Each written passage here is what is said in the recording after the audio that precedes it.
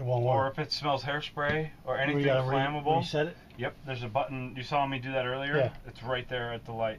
Okay. But if it smells as hairspray or you got anything flammable, it'll shut the. Right. You can't use it. Thermostat's I was just playing like a with house. that earlier. Oh, yeah. okay. So you already know. Shut it off 'cause it's noisy. Oh, you can make it quieter here, high-low. Right. Yeah, I saw that. And it gets loud and quiet. So this the furnace is that's under the bed, correct? Yeah, it's right there. Okay. And that's about the only thing we can't test run. Right. This has to be cold. Water heater here. This is for If I want to take a shower. Oh, propane. That's the water pump. If you want to run the water in your tank, you don't use the pump if you're using a garden hose because you use the hose pressure. So if I use the garden hose pressure, I can take a shower and stuff without putting the pump on. Yep. Okay. And here's where you could check all the levels. Now the battery one is false if you're plugged in. Right. Because the charger's on. Or if you're plugged to your car. Does the battery charge while you're plugged in? Every time you're plugged in, and whenever you're plugged to your van, it'll charge. Oh, okay, it'll charge then. Okay. And if you're gonna park a long time, you can unplug your van, so you don't kill the battery. Oh, okay. Yeah. You need Kevin? Off, right? Yep.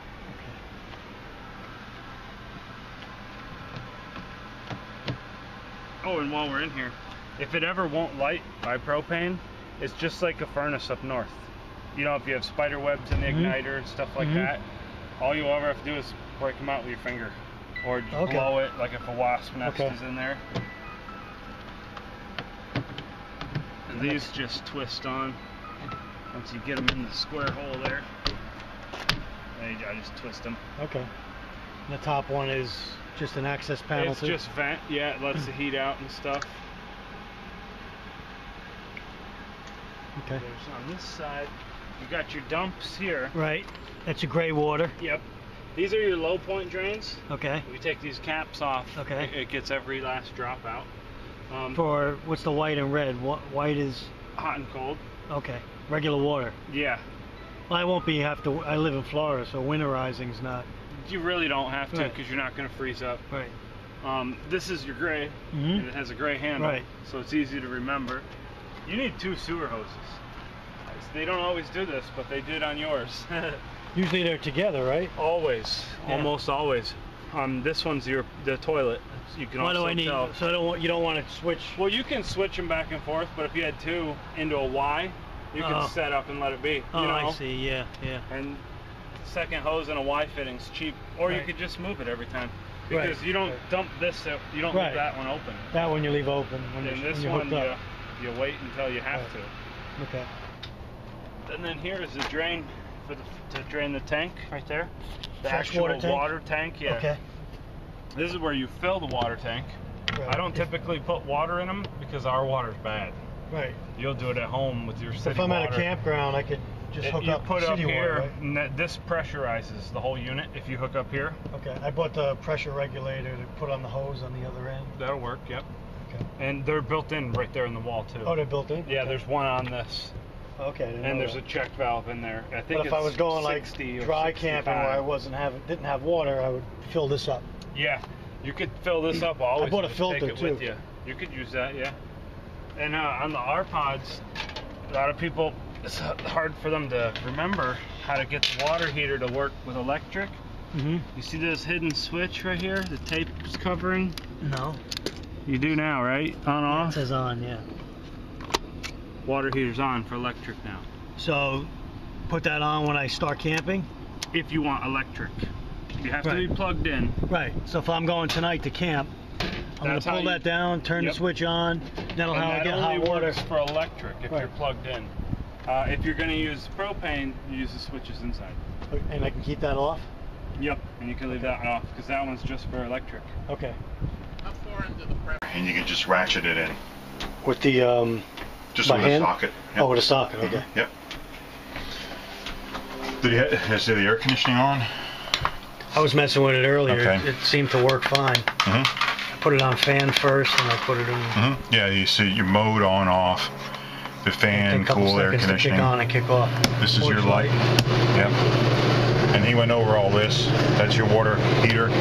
It's your water pump. When I take a shower, say I'm going camping this weekend, I go to take a shower, I got to turn on the water heater? Put on hot water. Yeah. Okay. You put the water heater on, give yourself 3 to 5 minutes, and you should have switch instant on hot water. outside. There's nothing outside. The water heater on off switch? And that's all right here. Okay. And then this is your water pump. What this will do is draft the water out of the holding tank if you are not hooked up to a water line. And it will draft out of the water tank and then give you pressure. Do you recommend keeping any water in the holding tank? Yeah, you should keep something in the holding tank. You don't need to keep it full. You know, some water. Water's 8.4 pounds per gallon. You know, so, and this is your control panel. You just hold the light down for that. Okay. Flush the toilet. You just slide the lever forward. I saw that.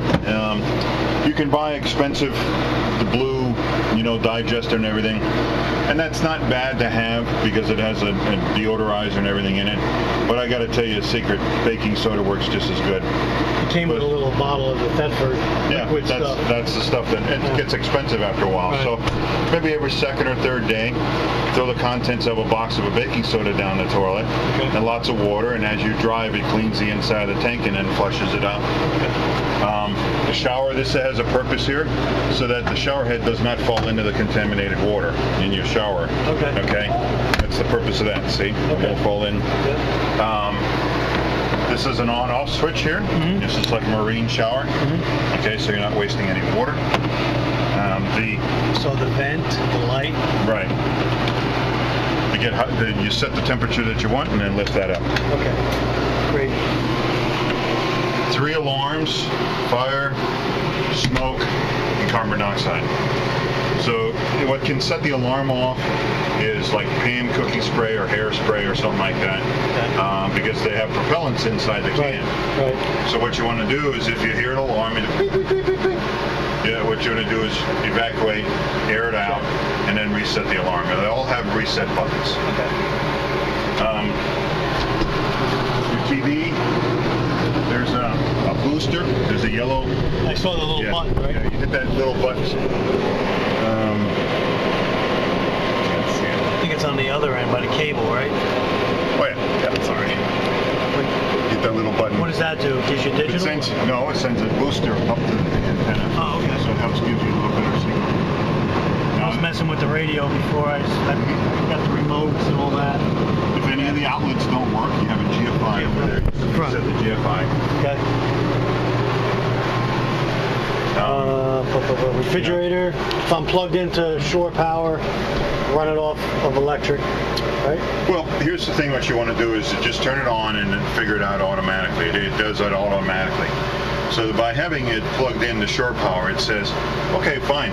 I've got the power now to use. I might as well use 110 volt, which is the shore power. Now, let's say you trip over the power cord and it unplugs. You don't know it. You don't want your refrigerator to get thawed out. Then it will switch to gas. Let's say that you run out of gas in the gas tank. But the gas has to be on, right? Yeah. Propane. And you didn't know it. You run out of gas, then it will switch to battery. So you have a redundant system there, so that this makes this pretty much bulletproof. Okay. The mistake that people make with these refrigerators is what the Amish use. The mistake that people make is they turn it on and load it full of groceries. You shouldn't do that. Before it cools. Right. You should turn it on the night before, get everything good and cold, then put the groceries in, because it's an ammonia absorption. There's no compressor, no moving parts, nothing.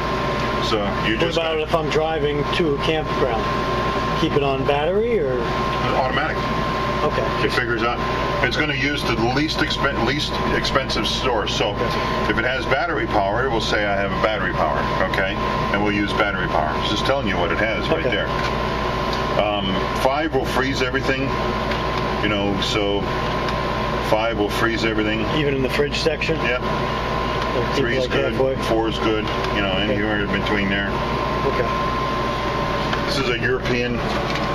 Right. Very bulletproof. This is what the Amish use. Okay. So when I'm hooked to regular campground city water, everything's going to work automatic, right?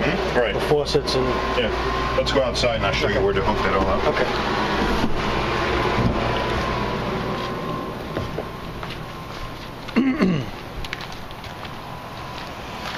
is your power cord here. Right. Okay. You put that in, give it a quarter turn, it locks on, and we'll give you an adapter that actually reduces that three-prong. I saw it inside. Right, down to a normal house outlet. The issue there is if you plug in a normal house outlet, you can't turn everything on at once. Or the AC, right? No, you can turn everything on, but you can't turn it on at once. Okay. So you want to turn all the appliances off, and then turn them on one at a time, so you don't get a surge. Okay. Cable and satellite connection. Your sewer connection is there. Right. That's your gray water. That sinks and shower. Right. Now, depending on the campground you're at, you can't let that drain in the ground, but some people just let it drain in the ground if you're out in the field. Or just hook it to the sewer line, right? I mean the campground sewer. You have to have, if you don't have that, you can let it that's all soap and water. Because it's only yeah. Okay. You can let that drain in the ground. Now, this you cannot. Right. This is your sewage. That I know. I've been watching some videos on it. You've got to be able to dump that into a proper treatment facility. Right. This is domestic heat. If you park this in a field or a place that you're going to store it for any reason, take these screws out of here, put aluminum foil on the inside, and then put a piece of aluminum foil on the thermostat on the inside, so it reminds you. Because the spiders like to crawl in there and build nests. And I saw some little screening they sell too. You can buy that, but aluminum foil is just fine. Same thing here. And take a piece of aluminum foil and put it on the switch, and then put it inside here. Yep. Okay. You just open this up like this. There's nothing for you to do out here on a regular basis. Just if you're going to put it into storage, just put aluminum foil in there, close it. And nothing can get in. Yep. Okay. This is your water tank fill. Okay. Now what you want to do is you don't want to fill that up totally. Well, 5 gallons is more than enough. So you just got to judge. Put your hose in there, and it has an overflow, and when it's full, it will shoot out the overflow. Just judge when it's about 5 gallons. Yep. And this is your city water connection. Right. Only use the white hose for that. Right. Only use the white hose for that. And make sure you always use a pressure reduction fitting. Because what happens is campgrounds, the guy on the top of the hill doesn't get enough pressure, so the guy on the bottom of the hill, they crank the pressure way up. But if you happen to be camping at the bottom of the hill, you're going to have 80, 90 pounds coming to your trailer. Right. So that the guy at the top of the hill gets water. Because most campgrounds have a very, very crappy water system. So you always should use a pressure reduction fitting, and that prevents the elbows from cracking on the inside of the coach. Okay.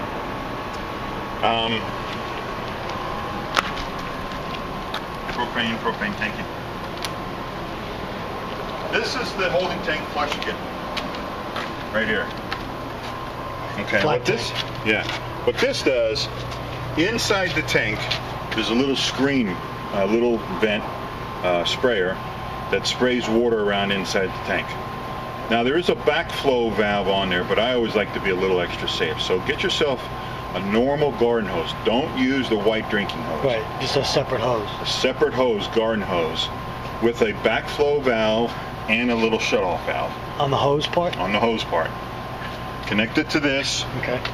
After you have the holding tank drained, connect it to that, and just let it run 5-10 minutes, and that will spray the inside of the holding tank. It does 2 things. First of all, it'll help eliminate the odor, and secondly, it will keep the tank clean.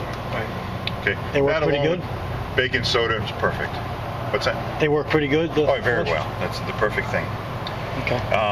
But don't use your water hose for that. Just in case you have contamination, you don't want that in. Right, you don't want to use your white hose or your... Yep.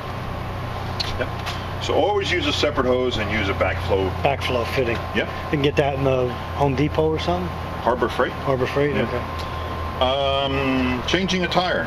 I don't recommend changing a tire. Let somebody else do it. CoachNet will give you a change of tire free of charge. Call the number there. Do I have to join them? Or? You're already a member. Oh, okay. Good for a year, and then they will call you. VIN number of the vehicle and... It's right here. Okay. That's your VIN number. All they ask is the last 6 digits. They come out like AAA almost? Yep. It's a RV AAA on steroids. They're all over the country? They sign up dealers from all over the country and service centers. Okay. So when you go to tow, you have yourself a little checklist. In other words, awning in, compartments closed, step in, Step up, bar arm in, you know, that kind of thing. Check your tires. Things, levelers up. Yeah. I mean, stabilizers up. Yep. And you don't forget your power cord. Power cord. And when you plug in, it will show you that. When you plug in, you'll have there's a quick and easy way to check your lights. You just put your 4-ways on your van. Checks all the lights. Let me put the 4-ways on to check all the lights in here. Okay. Yeah. Quick and easy way. Your sewer hose goes in that compartment right there. Yeah, I put it in there already. That's a simple 20-pound tank. Hey, Franny, could you move your car? You can go to Walgreens, Walmart, and exchange the tank. That way you always have the latest one. Mm-hmm. If you keep refilling the same one after 5 years, you got to throw it away. Right. So. Okay. What's this here? Breakaway switch. Don't use it. That there? Yep. I just wrapped it around the thing. The problem with that is some states require it by code, but the problem is you hook that up to your tow vehicle, to your van. Trailer becomes unhooked. That pulls out of there and instantly applies the brakes to the trailer. Okay. Now when you do that, what's going to happen? The wheel's going to lock up. That thing's going to boom, boom, boom, boom, boom, and probably kill somebody. Mm-hmm. If you don't use that, and you inadvertently lose the trailer, it's just going to roll to a point and then roll into a ditch or whatever happens. Okay? So it's literally a safety device that causes more of a problem than less of a problem. Okay. Then the sway bar I just put on when I'm towing. towing. He wanted to move the van. Yeah. He gets it ready.